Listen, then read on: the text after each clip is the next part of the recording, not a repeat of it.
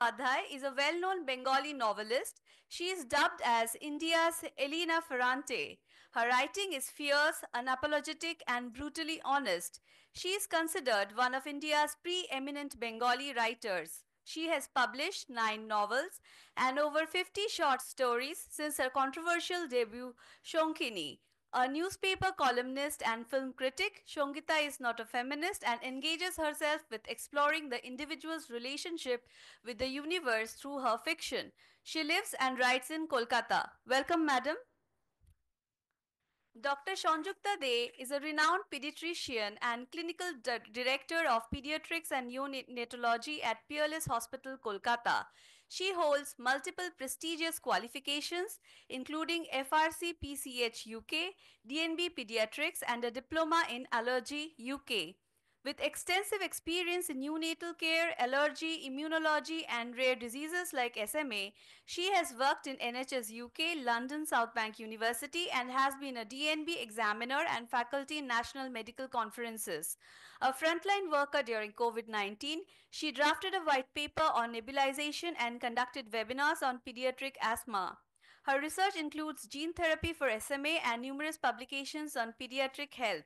She has received several awards, including the Times Power Women Award 2020 and Fronal Medical Prize UK. Outside medicine, she enjoys reading, traveling, and oil painting. Welcome, madam.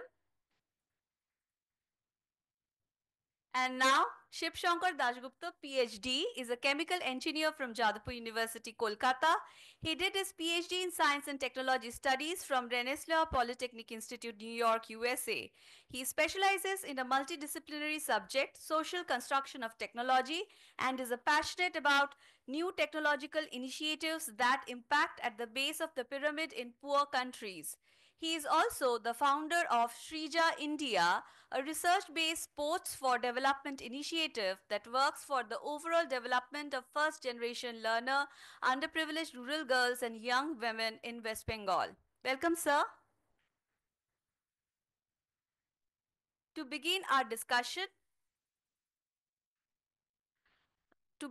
discussion, we turn to the acclaimed Bengali writer, Ms. Shongita Bandopadhyay, whose bold and thought-provoking literary works have challenged norms and given voice to the complexities of womanhood.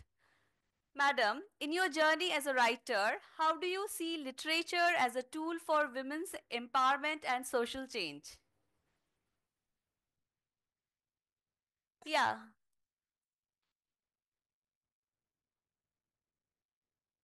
Yeah. Good evening, everybody. Should I stick to the topic or should I, just speak my mind? I think that will be nice if Yes, I ma'am. just, yeah. Speak your mind. Yes. So, first of all, what I would like to say that, I'd like to thank Konika first because Konika আমাকে invite না করলে আমি আসতে পারতাম না আর আমরা যেখানে যেতে চাই মানে একজন মানুষ যে অনেক বছর ধরে লেখালেখি করছে আহ, সাহিত্য চর্চা করছে নিজেকে ইভলভ করার চেষ্টা করছে সেই মানুষ কোথায় যেতে চায় এরমই একটা জায়গায় আসতে চায় যেখানে এলে এরকম এমিনেন্ট সমস্ত মানুষ যাদের সঙ্গে আজকে আহ, দেখা হলো যাদের কথা শুনলাম madam mystery and mister Ghosh এবং ভীষণ থট প্রভোকিং সমস্ত কথা শুনলাম যেগুলো শুনতে শুনতে মনে হলো যে কথাগুলো একটু এটাকে হ্যাঁ যে কথাগুলো থেকেই আসলে অনেক কথা উঠতে পারে যেমন ম্যাডাম বললেন যে আমাদের কি উইথ হেল্ড করে রেখেছে আমাদের কি আসলে আমাদের ফ্রিডমকে আমাদের এম্পাওয়ারমেন্টকে কি কিছু উইথহোল্ড করছে যেরকম মিস্টার ঘোষও বললেন যে না আমরা তো সবসময় দেখেছি যে আমাদের পরিবারের মেয়েরা বাইরেও সব জায়গায় মেয়েরা কত ডিসিশন নিচ্ছে মেয়েরা কাজ করছে দে আর এনাফ কেপেবল তাহলে আমাদের উইথহোল্ড করে রেখেছে কোন জিনিসটা আমার মনে হয় আমি এত বছর ধরে নারীবাদী চর্চা করতে করতে এবং এখানে একটু এটা বলে নিই যে আমার সম্পর্কে যে ডিটেলগুলো আপনি দিলেন সেগুলো অনেক কিছু চেঞ্জ হয়ে গেছে। যেরকম একটা জিনিস চেঞ্জ হয়ে গেছে সেটা হচ্ছে যে আমি আগে ভাবতাম যে আমার নারীবাদী হওয়ার দরকার নেই, আমার মানবতাবাদী হলেই বোধহয় যথেষ্ট হবে। কিন্তু যত আমার বয়স হলো তখন আমার মনে হলো যে শুধু মানবতাবাদী বললে আমি সবটা কভার করতে পারবো না, কারণ the journey needs to start from feminism. সেজন্য অনেক কিছু চেঞ্জও হয়েছে, ছোট ছোট জিনিস। তো সেটা আমি বলছি যে আহ, চর্চা করতে করতে আমি যেটা দেখলাম যে আমাদের যদি একটা পয়েন্ট, আমরা খুব বাইরে বাইরে কথাগুলো বলি যে এটা হচ্ছে একটা কমপ্লেনিং ধরনের আমরা কথা বলি অ্যাজ এ সোসাইটি। এবং মেয়েরা হিসেবে মেয়েরা যখন নিজেদের কথা বলি তখনও আমাদের মধ্যে এই একটা কনফিউশন কাজ করতে থাকে। কিন্তু আসল জায়গাটা যে যেই জায়গাটা সম্পর্কে আমরা কথা না বললে এই বিষয়গুলো কোনোদিনও, সমস্যাগুলো সমাধান হবে না, শুধু কথাই হতে থাকবে। সেই জায়গাগুলো পয়েন্ট আউট করা after 60-70 years of women live, এই জায়গাগুলোকে পয়েন্ট আউট করা ভীষণ দরকার হয়ে পড়েছে। তার মধ্যে আমি একটা জিনিস আমার মনে হয়েছে, হোয়াট ইজ আমাদের holding us back is the masculinity of men. And that is a toxic masculinity which you can convert, or you can define as the violence in manhood. যে ভায়োলেন্সটা একটা আমাদের একটা আদিম জায়গা থেকে আমাদের এত বড় একটা সিভিলাইজেশন তৈরি হতে, যে violence in man, in men, যেটাকে আমরা ম্যাসকুলিনিটি বলি এবং যেটাকে এখন আরো সমালোচনা করে টক্সিক ম্যাসকুলিনিটি বলা হয়, সেই ম্যাসকুলিনিটিটা, সেই ভায়োলেন্সটাকে ভীষণভাবে সভ্যতা ব্যবহার করেছে through out 40, 50, 60, 70 thousands of years, if not more.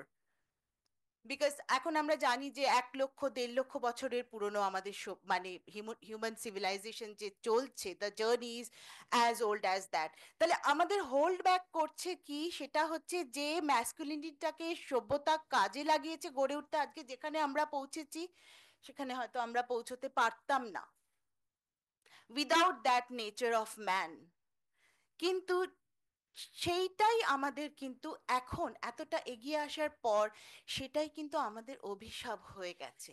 R and wire from the, মানে নতুন দিনের উইমেন্স লিভের কথা শুরু হবে কিন্তু পুরুষদের দিয়ে। কারণ তাদেরকে একটুখানি আয়নার সামনে দাঁড়িয়ে বলতে হবে যে হোয়াট আর ইউ ডুইং। এখনো কি তোমরা আসলে একটা তোমরা আসলে তো একভাবে ব্যবহার করছে না as a society. If you look into the society, ছেলেদের মধ্যে যে ভায়োলেন্স আছে সেই ভায়োলেন্সটাকে কিন্তু সোসাইটি ব্যবহার করে, আর সেইটাই মেয়েদের জন্য একমাত্র সমস্যা। আদারওয়াইজ ঠিক যেভাবে ম্যাডাম মিস্ত্রি বললেন, আসলে আমাদের আর কোনো কিছু হোল্ড ব্যাক করে রাখার নেই, আমাদেরকে এম্পাওয়ার করার কিছু নেই, আমাদের প্রুফ করার কিছু নেই। আমরা যেখানে গেছি সেখানেই আমরা করতে পেরেছি। আর যতটুকু আমরা করতে পারিনি, মানুষের মধ্যে সাকসেস আর ফেলিয়ার দুটোই থাকে। একটা ছেলেও অনেক কিছু করতে পারে না, একটা মেয়েও অনেক কিছু করতে পারে। These are not big challenges. একটা মেয়ে দেখো দেখো একটা মেয়ে পাইলট হতে পারে, দিস ইজ নাথিং। কেন পারবে না? না পারার কি আছে? Only thing that that is is non cooperating, যেটা হচ্ছে আমাদের মনের ভেতরে ভয় আছে, আশঙ্কা আছে, আর ওপিনিয়ন আর ইডিওলজির মধ্যে অনেক মেয়েরা সব করতে পারে, that is an opinion, that is an ideology. But what should be the opinion is, মেয়েরা সব করতে পারে কিন্তু 10টার সময় যদি একা আসে একটা সমস্যা, তখন যদি বাড়ি থেকে বলে যে না না এত রাত করো না, এটা কি কোনো তাকে আটকানো? এটা তাকে আটকানো নয়, এটা একটা অভিজ্ঞতা যেটা থেকে একটা ওপিনিয়ন তৈরি হয়। সেই ওপিনিয়নটা কি, রাত 10টার সময় তুমি কাকে কাকে কনফ্রন্ট করবে? If there is no safety security measure, যদি ল ঠিক মতো না কাজ করে, সোসাইটি যদি ঠিক মতো না কাজ করে, ছেলেদের মনোভাব যদি মেয়েদের প্রতি না বদলায়, তখনই তো গিয়ে সমস্যাটা হয়। সমস্যাগুলোকে আমাদের এই রকম ডিরাইভ করে করে দেখলে আমরা দেখতে পাবো যে মেয়েদের ধরে রাখার জন্য কোনো কিছু নেই।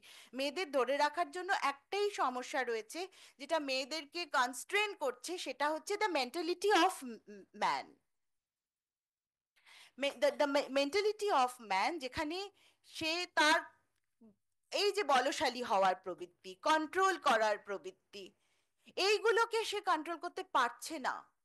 আর সেটা করতে পারছে না বলে সোসাইটি কিন্তু আলাদা করে, যতক্ষণ না পুরুষদের অ্যাড্রেস করবে এক্সটেন্সিভলি, এখানে মেয়েদের নিয়ে আর কথা বলার কিছু নেই, মেয়েরা সব প্রুভ করে নিয়েছে।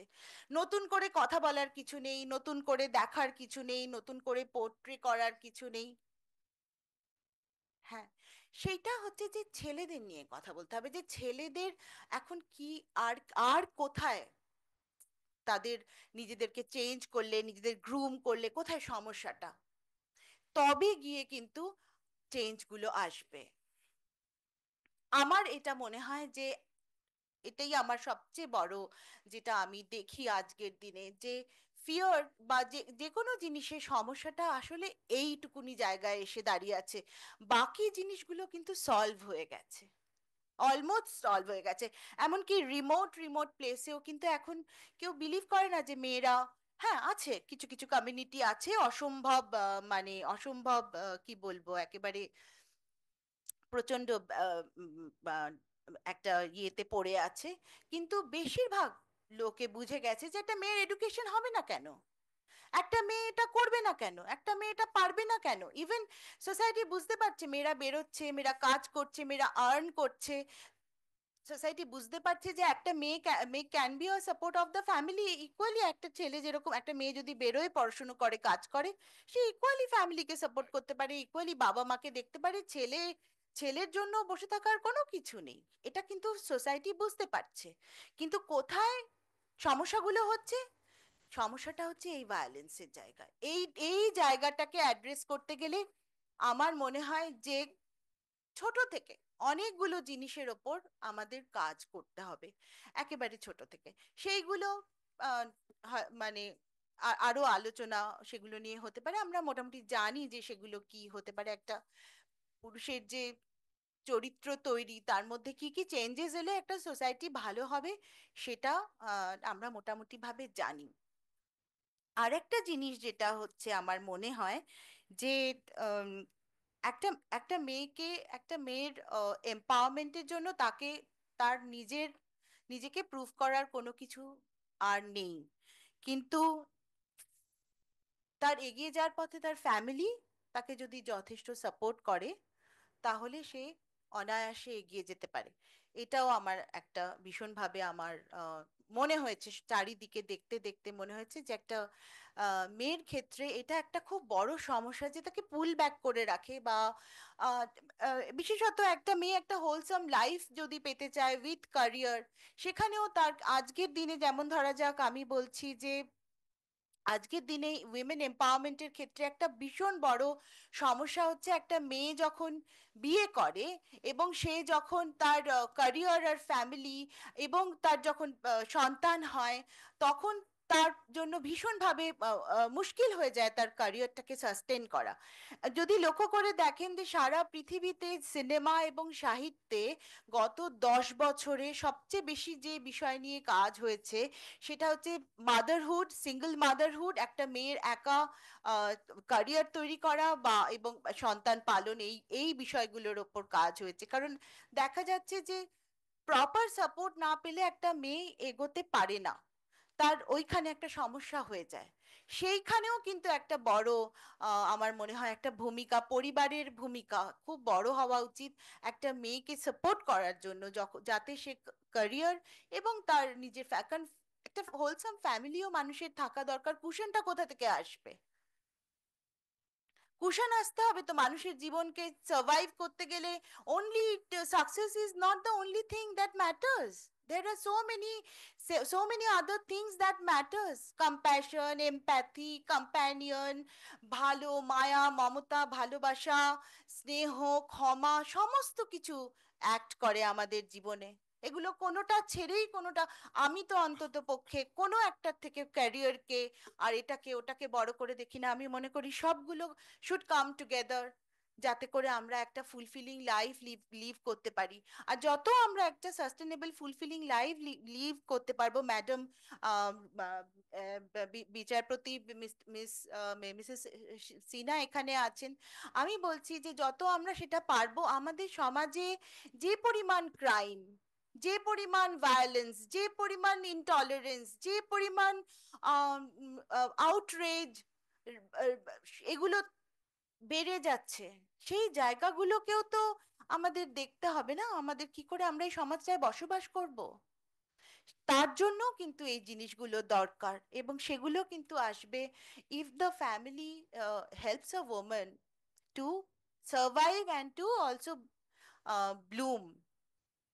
করতে পারে না, মেয়েদের জন্য ভীষণ প্রবলেম, মেয়েদের জন্য এটা ভীষণ বড় প্রবলেম। এই যে এখানে ছোট ছোট ছেলেমেয়েরা আজকে বি কলেজ থেকে বেরোবে, তারপরে তারা কাজ করবে, 10 বছর 5-10 বছর কাজ করবে, কিন্তু one point of time they have to enter into a family life. যদি এই মানসিকতাগুলোকে না, এই মানসিকতাগুলো না চেঞ্জ হয়, everyone is going to face the same kind of problem.